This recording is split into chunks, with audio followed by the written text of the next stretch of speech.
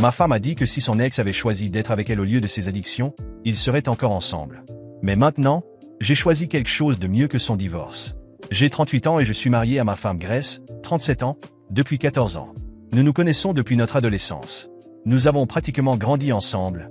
Nous avons 2 enfants formidables, Madison, 13 ans, et Mason, 11 ans, qui sont la lumière de nos vies. J'ai toujours pensé que nous avions un mariage solide basé sur la confiance et l'amour mutuel, mais quelque chose est sorti ce week-end qui m'a fait remettre en question tout cela. Vendredi dernier, Grace et moi avons été invités à une réunion des anciens élèves du lycée.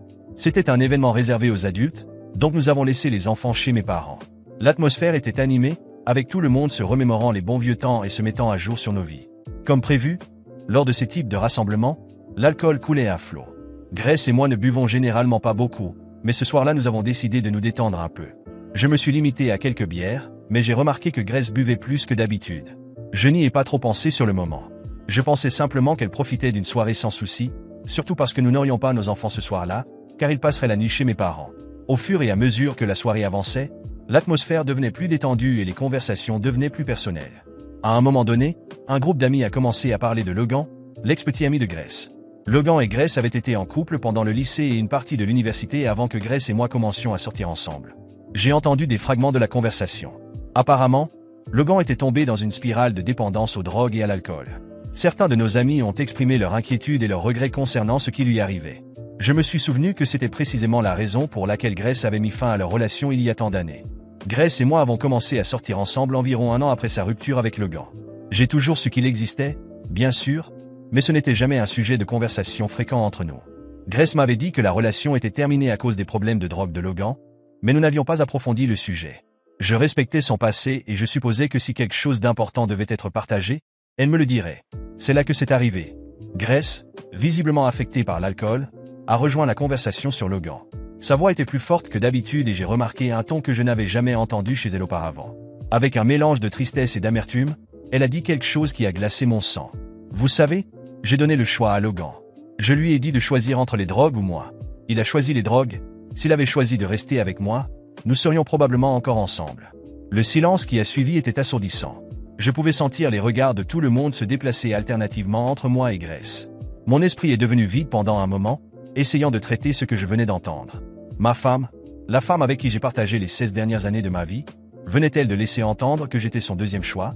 Je voulais dire quelque chose pour la confronter à ce moment-là, mais je me suis retenu. Nous avions tous bu et ce n'était ni le moment ni le lieu pour avoir une dispute qui pourrait changer nos vies. De plus, une partie de moi espérait que ce n'était que l'alcool qui parlait et que le lendemain, Grace se rendrait compte de l'inadéquation de son commentaire et se sentirait désolée. Le reste de la nuit est passé dans un brouillard. J'ai essayé de garder mon calme, de continuer à socialiser comme si rien ne s'était passé, mais les paroles de Grace résonnaient dans ma tête encore et encore.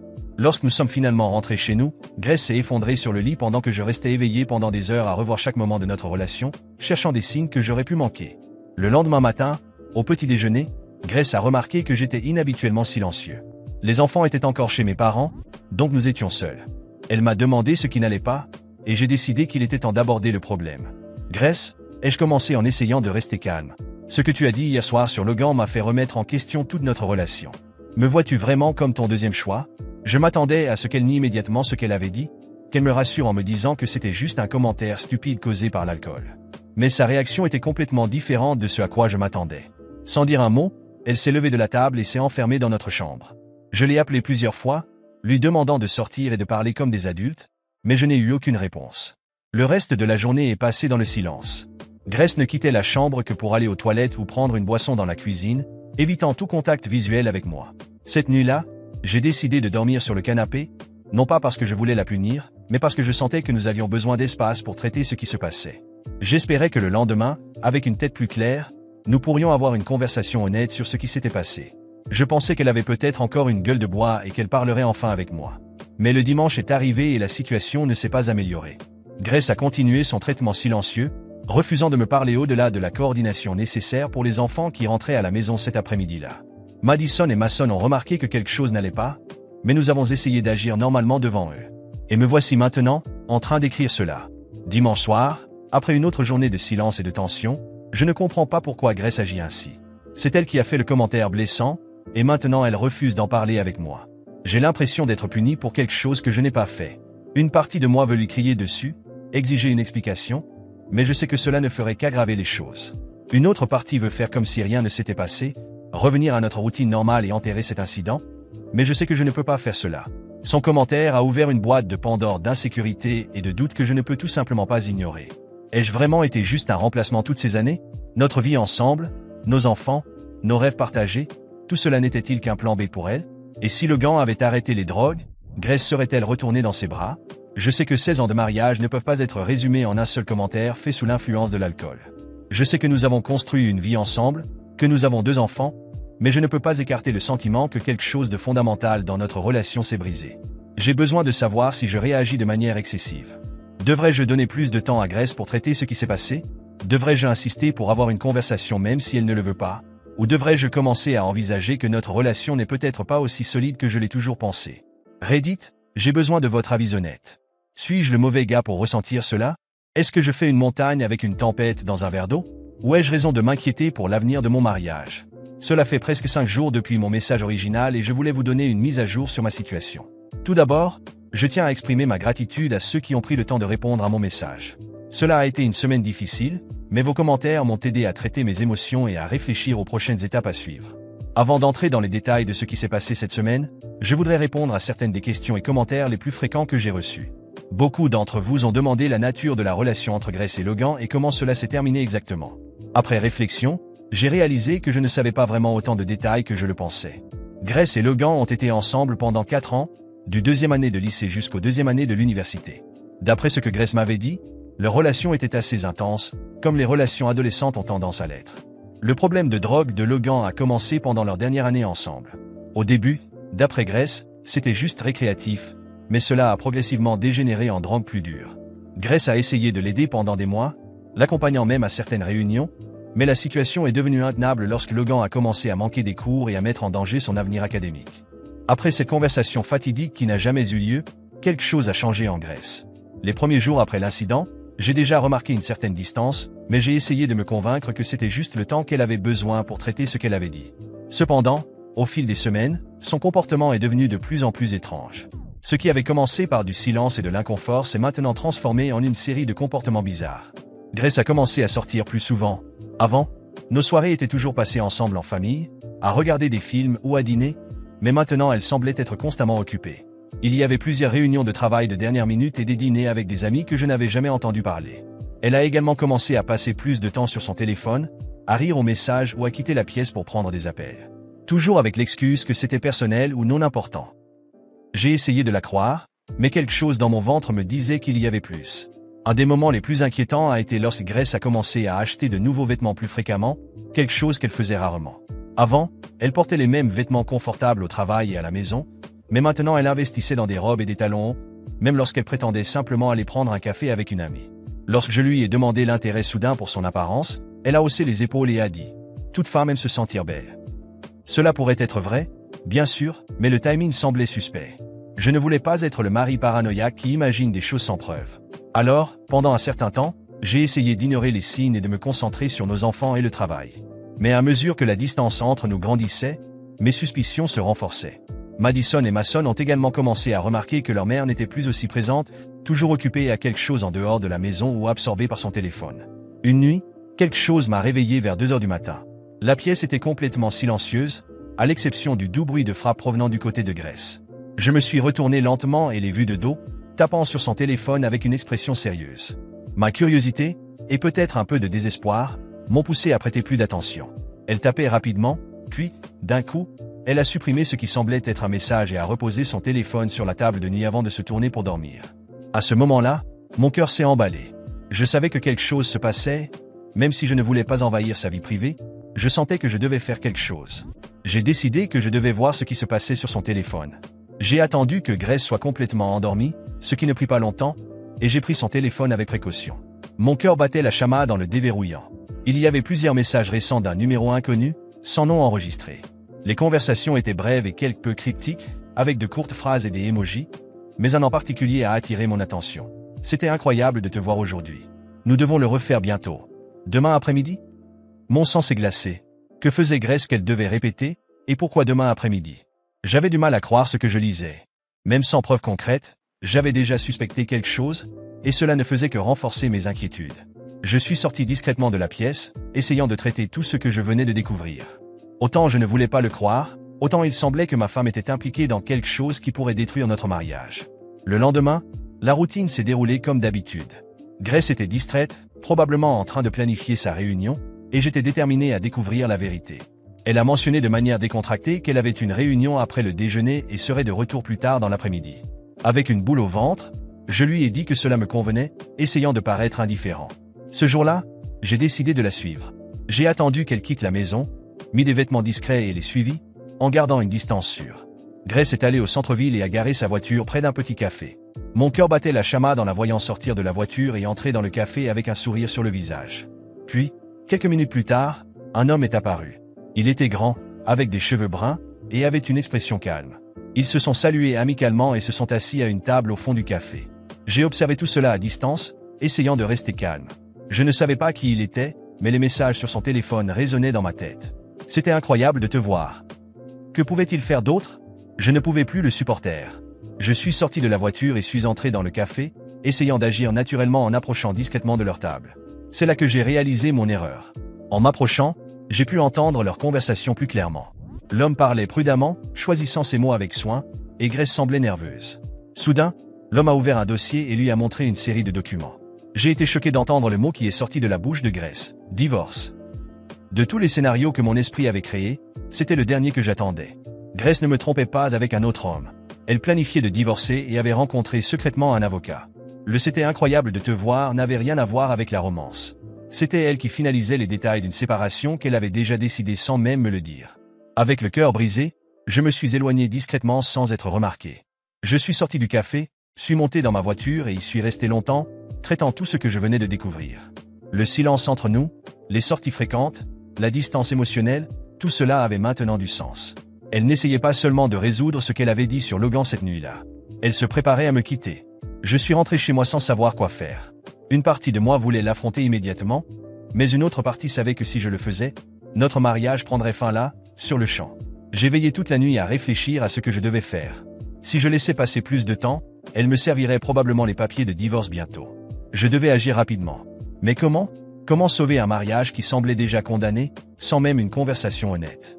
Après avoir découvert que Grace planifiait un divorce, j'avais l'impression que le sol s'était dérobé sous mes pieds.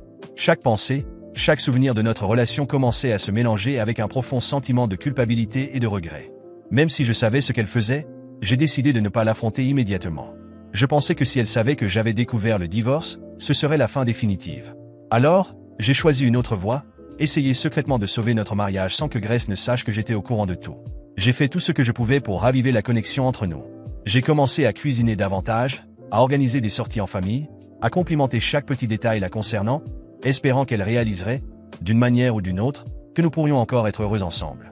J'ai acheté des fleurs, planifié de petites surprises et même organisé une escapade pour nous deux, pensant qu'une pause dans la routine pourrait changer son avis. Cependant, malgré tous mes efforts, la réponse de Grace était toujours froide et distante. Elle acceptait ce que je faisais, mais sans enthousiasme. Malgré tout, je continuais à essayer, convaincu que c'était ma faute, que j'avais échoué d'une manière ou d'une autre en tant que mari. Les semaines passaient, et soudainement, Grace annonça quelque chose que je n'avais jamais attendu, elle était enceinte. Au moment où elle le dit, mon cœur s'arrêta. D'un côté, je ressentis une vague d'émotion et de joie. Je pensais que cela pourrait être le nouveau départ dont nous avions besoin, la chance de tout réparer. Je voulais être un bon père, je voulais que notre famille grandisse encore plus et, d'une manière ou d'une autre, j'espérais que cette nouvelle vie à venir nous rapprocherait à nouveau. Mais la réaction de Grace était loin de ce que j'avais espéré. Elle ne semblait pas heureuse. En fait, elle avait l'air visiblement mal à l'aise avec la nouvelle, comme si la grossesse était plus un fardeau qu'une bénédiction. À ce moment-là, toutes mes insécurités revinrent avec force. Que se passait-il? Pourquoi Grace n'était-elle pas excitée par la grossesse? Était-ce ma faute? Est-ce que tout ce qui s'était passé jusqu'à ce moment-là, tous mes échecs, avaient rendu sa vie insupportable? J'ai essayé de chasser ces pensées, mais quelque chose ne collait pas. Même avec la grossesse, Grace continuait à se comporter de la même manière. Elle se distançait encore, avait toujours ses réunions et sortait souvent seule. J'étais déterminé à faire quelque chose de spécial pour elle, à montrer que j'étais engagé envers notre famille. Je voulais la surprendre au travail, mais pour cela, je devais connaître l'heure exacte à laquelle elle partirait. Cette nuit-là, j'ai attendu que Grace soit profondément endormie. Je savais qu'elle notait toujours les engagements importants et les horaires sur son téléphone, Alors j'ai décidé de prendre son téléphone pour vérifier son calendrier. Mais en déverrouillant le téléphone, quelque chose d'autre attira mon attention. Il y avait une conversation récente, et le nom à l'écran me glaça le sang. Logan, son ex. Avec le cœur battant, j'ai ouvert la conversation. Les messages étaient récents, et ce que j'ai lu a brisé tout espoir qu'il me restait. Grace avait dit à Logan qu'elle était enceinte, mais le pire, c'était qu'elle avait dit que le père de l'enfant était lui, pas moi. Les mots à l'écran semblaient crier dans ma tête. Toutes mes suspicions, tous les signes que j'avais ignorés, étaient vrais. Elle m'avait trompé. Le bébé que je commençais à aimer et à imaginer comme partie de notre famille, n'était pas le mien. Mes mains tremblaient et mon corps s'est refroidi. Je ne savais pas quoi faire, quoi penser. La personne avec qui j'avais passé tant d'années, avec qui j'avais construit une vie, vivait un mensonge à mes côtés. Toute la culpabilité que je ressentais pour l'effondrement de notre relation, toutes les tentatives pour réparer notre mariage, semblaient être une plaisanterie cruelle. Elle m'avait déjà trahi depuis longtemps, et j'étais le dernier à le savoir. J'ai fermé le téléphone et suis retourné dans la chambre, essayant de contrôler l'avalanche d'émotions. Que devais-je faire maintenant? Affronter Grace? Continuer à faire semblant que je ne savais rien? Au fond, je savais que notre histoire s'était terminée à ce moment-là. Et peut-être que ce qui faisait le plus mal n'était pas le fait qu'elle me trompait, mais que tout ce temps, je m'étais battu seul pour quelque chose qui était déjà mort. Lorsque j'ai découvert la vérité sur Grace et Logan, cela a déclenché une vague de colère et de ressentiment que je ne savais pas que j'avais. J'étais sous le choc, en même temps, furieux. Il n'y avait plus de place pour les doutes ou les incertitudes. Ce que j'avais lu sur son téléphone confirmait que tous mes efforts pour sauver notre mariage avaient été vains. Elle m'avait trahi d'une manière impossible à ignorer. Le lendemain matin, je savais que je ne pouvais plus continuer à vivre dans ce mensonge. Ma maison, mon refuge, était maintenant teintée de trahison et de tromperie. Sans dire un mot, j'ai commencé à emballer certaines de ses affaires, les mettant dans des cartons. Lorsque Grace se réveilla et vit ce que je faisais, le choc sur son visage était palpable. Elle essaya de discuter, tenta de me convaincre que je faisais une erreur, mais la rage que je ressentais était écrasante. « Tu me mets à la porte » cria-t-elle, avec un mélange d'incrédulité et d'indignation. « Oui » Grace répondis-je fermement. « Cette maison est la mienne, et je ne tolérerai plus ta présence ici. J'ai vu tout ce que j'avais besoin de voir. » Elle essaya de discuter, disant que j'étais injuste et que je n'avais pas le droit de faire cela, mais je lui montrai ce que j'avais trouvé sur son téléphone. Les messages entre elle et Logan, confirmant qu'il était le père de l'enfant, étaient le coup de grâce. Le choc sur son visage se transforma en une expression de désespoir et de défaite. Avec des larmes aux yeux et plus de mots à dire, elle commença à rassembler ses affaires et à se préparer à partir. « Je ne peux pas croire que tu fasses ça, dit-elle, sa voix brisée. J'ai pensé que tu te souciais encore de moi. L'ancien moi a été tué par toi. Grace, répondis-je, ma voix dure de douleur et de colère. Le type que tu connaissais et que tu as essayé de manipuler n'existe plus. Ce qui reste est quelqu'un qui sait ce qu'il mérite et qui n'acceptera plus d'être trompé. » Elle partit, encore sous le choc, et je me sentis un peu plus léger, mais en même temps, un profond vide s'ouvrit en moi. La maison était enfin silencieuse, et je commençais à reconstruire ma vie. Avec le temps, la douleur se transforma en un sentiment de résolution et de valeur personnelle. J'étais déterminé à avancer, pour moi et pour l'avenir de l'enfant que j'étais sur le point d'accueillir. Un an passa, et je m'étais adapté à la nouvelle routine en tant que père célibataire. L'enfant était né, et malgré l'absence de Grace, je trouvais du bonheur et de la force dans mon rôle de père. J'avais appris à trouver de la joie dans les petites choses et à créer un environnement aimant pour mon enfant. Puis, une nuit, l'inattendu arriva. La sonnette de la porte retentit, et lorsque j'ouvris la porte, je trouvai Grace debout à l'extérieur. Elle avait l'air pâle et épuisée, et son expression était celle de la désespérance. « J'ai besoin de ton aide » supplia-t-elle. Logan a recommencé à prendre de la drogue, il ne veut pas s'occuper de l'enfant, et je ne sais pas quoi faire. S'il te plaît, aide-moi. Je la regardai, incertain de ressentir de la compassion ou de rester fidèle à ma décision. Pendant un moment, je pensais à toutes les promesses rompues, tous les mensonges et trahisons. La colère et le désir de vengeance que je ressentais n'avaient pas complètement disparu. L'ancien moi a été tué par toi, Grace, dis-je, ma voix froide et ferme. Le gars qui était prêt à aider et à pardonner, il n'existe plus. Ce que tu vois maintenant est quelqu'un qui a appris à se valoriser et à protéger ce qui est à lui. Il n'y a plus de place pour toi ici. Elle me regarda, incapable de croire les mots qu'elle entendait. Le désespoir dans ses yeux était évident, mais je savais que je devais rester fidèle à ma décision. Je fermai lentement la porte, écoutant ses pleurs et supplications s'éloigner alors qu'elle s'éloignait. Je ressentis un mélange de tristesse et de satisfaction. J'avais pris une décision difficile, mais je savais que c'était ce qui devait être fait pour enfin avancer. La vie changeait, et j'étais déterminé à construire un avenir meilleur pour moi-même et pour l'enfant, loin des ombres du passé.